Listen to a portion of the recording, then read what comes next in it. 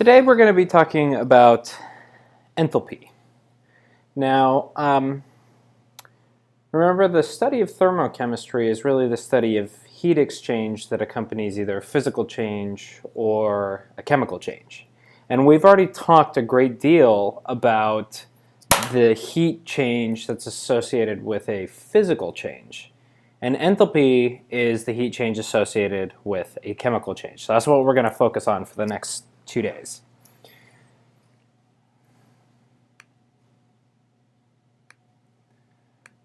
All right, so the first definition here is the energy absorbed or released as heat during a chemical reaction at a constant pressure is represented by delta H.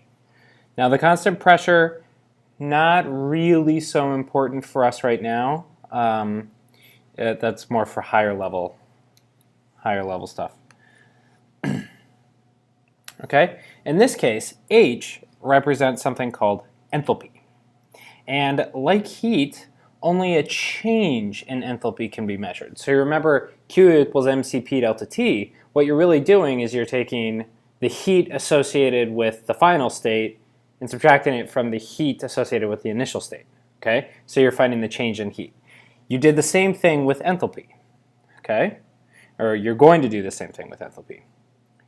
So let's review here. What does the delta stand for? Pause the video, make sure you know. You should be able to rattle this off real quick.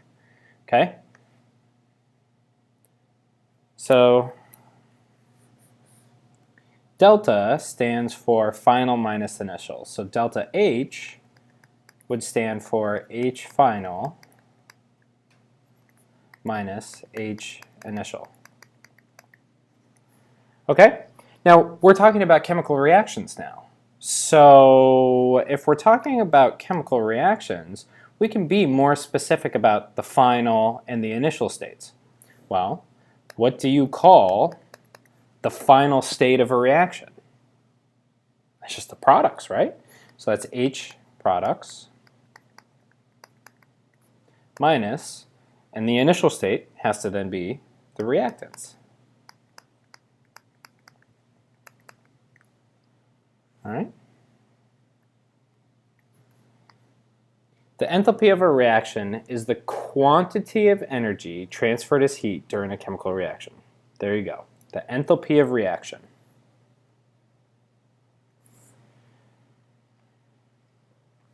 And we think of enthalpy as stored energy in the reactants or products. And you'll kind of see what I mean by that in a minute. All right? So, what do you call a reaction that releases energy? Okay?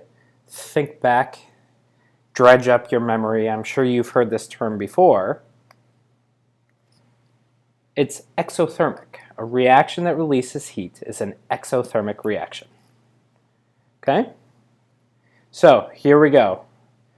In an exothermic reaction, there's energy that's stored in the reactants, okay? Enthalpy that's stored in the reactants. And then as the reaction happens, energy is released till you get down to products. All right? Now this type of graph is called a reaction coordinate diagram. Okay? This is another one that you should know how to draw. All right? So again, delta H, the key here is that delta H is negative. Okay? So for exothermic reactions,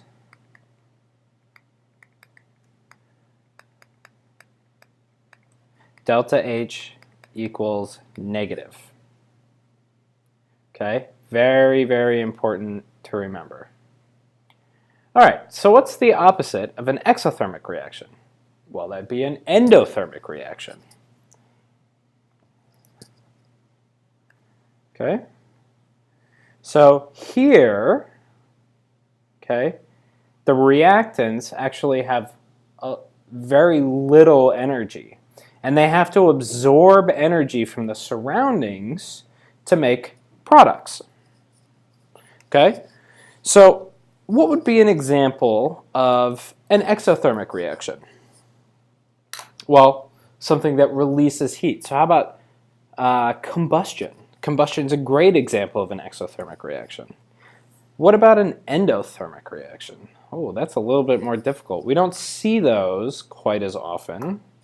How about the hand warmers? Or no, sorry, ice packs, right? You have the ice pack, you break open the little disc on the inside of the ice pack and it gets cold. Well, it's getting cold because it's absorbing energy from the environment, and that makes it feel cold. Okay, so let's get onto the fun stuff. All right, is this reaction exothermic or endothermic? Pause, see if you can figure this out. You have enough information to do this. Hopefully you've noticed that this is a combustion reaction, a combustion of hydrogen, and combustion reactions are always exothermic, which means that it releases energy. All right? Now, when a reaction releases energy, energy can also be thought of as a product. Okay? And this reaction releases 482 kilojoules of energy. Now, you might say, oh, wait a second, Mr. Ryan. This reaction is not balanced. Okay? So there's 2 of those to balance the oxygens and 2 of those. All right. So what about this reaction? Does it still release 482 kilojoules of energy? Well, no. Everything else is multiplied by 2. So this must also be multiplied by 2. 2 times 482 kilojoules. Okay? And I'm writing the energy right there in the products. All right. All right. Now what about if I divide everything in half? Okay? So this time, we're just going to do 482 kilojoules divided by 2. All right, all right. Now, consider the reverse process.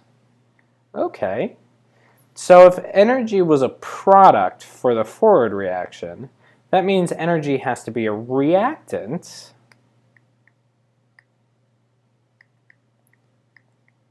in the reverse process. This is electrolysis. Hopefully you kind of saw that. All right.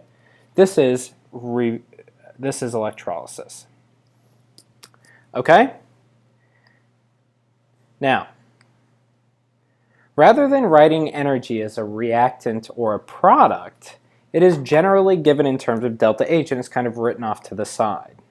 So delta H for this reaction is going to be 482 kilojoules. Okay, now this is an exothermic reaction, so delta H has to be negative. So it's negative 482 kilojoules. Okay, now what about the reverse process? Well, the reverse process has to be endothermic, so delta H has to be positive. Now, this tricks people a little bit, okay? When you write energy as a reactant or a product, you're always saying it's this plus some energy, okay? Whereas when you write delta H out to the side, you have to keep in mind whether or not the reaction is releasing energy or gaining energy because that affects the sign of delta H, all right? So that's something to keep your eyes peeled for.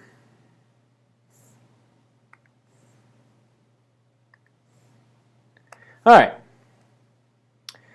Now, this reaction is special because this is the formation of water from its elements in their standard states, meaning if you were to just find hydrogen in its standard state, it would be H2 gas. And if you were to find oxygen in its standard state, it would just be O2 gas. All right? So this gets a special thing. It's the enthalpy of formation. It's the enthalpy change due to the formation of 1 mole, okay, of a substance from its elements in their standard states at 25 degrees in 1 atmosphere. Now notice this is not STP, okay? This is a little different. This 25 degrees Celsius is close to room temperature, all right? Now, this is for the formation of 1 mole of a substance. But look, this is for the formation of 2 moles of a substance. Meh. Okay, so that means that I'm going to have to fix this reaction. And in order to do that, I need this to be this right here to be a 1, which means I have to divide everything by 2. So when I do that, I get H2 gas plus 1/2 O2 gas yields H2O gas.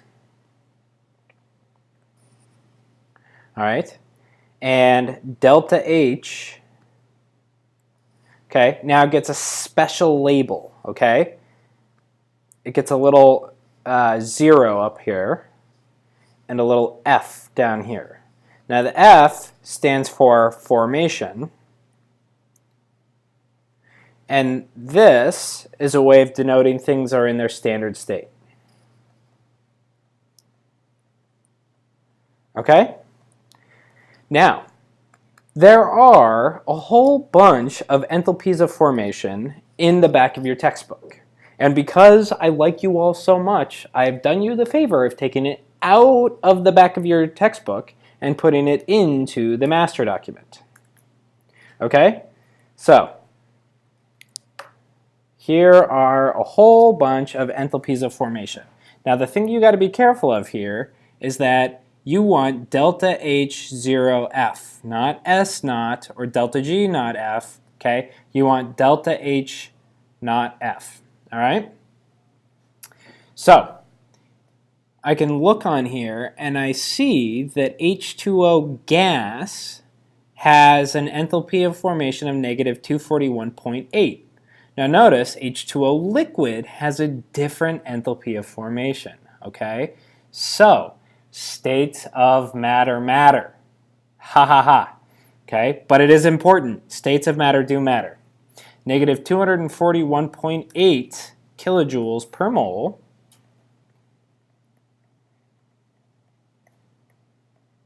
is the enthalpy of formation for water. Okay, well, water vapor.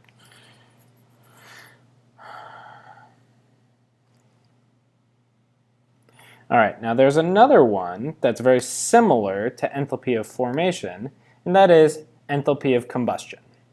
All right, now enthalpy of combustion is a little different. Enthalpy of formation is for the formation of 1 mole of a compound. All right, enthalpy of combustion is for the burning. Yeah, that's where that combustion comes in. Of 1 mole of a substance. All right. So let's think of a substance like C2H2. Okay? So you should be able to write combustion reactions, no problem now.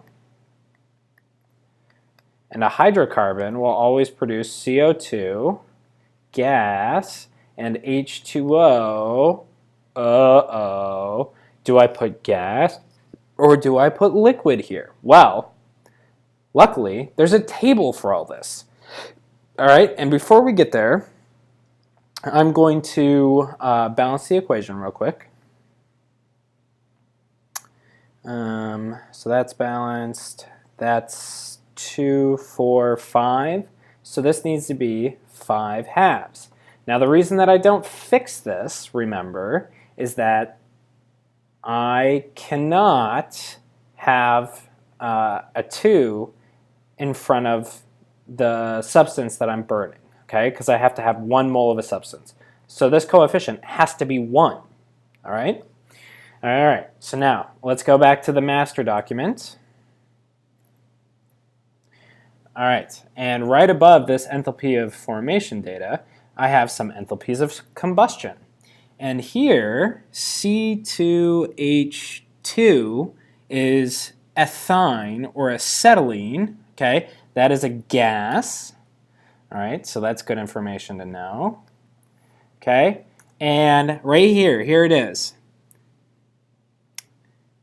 Enthalpy of combustion of the given substance. All values delta HC. Oh, okay, that's good. Good to know. Delta HC. Okay, the enthalpy of combustion is expressed as kilojoules per mole of a substance oxidized to H2O and or CO2 gas at constant pressure and 25 degrees Celsius. Here it is. H2O liquid. Okay, so this has to be H2O liquid. Now I might try to trick you sometimes and give you H2O as a gas, and then you'll have to kind of do some futzing with that, and we'll talk about that next class, all right? So the enthalpy of combustion for ethine is negative 1,301.1 kilojoules per mole. All right, and that's really all we're doing today, okay? You should understand the concepts, but you should also be able to write formation reactions and combustion reactions, because next class we're going to take those combustion reactions and formation reactions and we're going to do something with them, and the something is going to be pretty challenging. So you want to make sure that you're secure in this before you move on.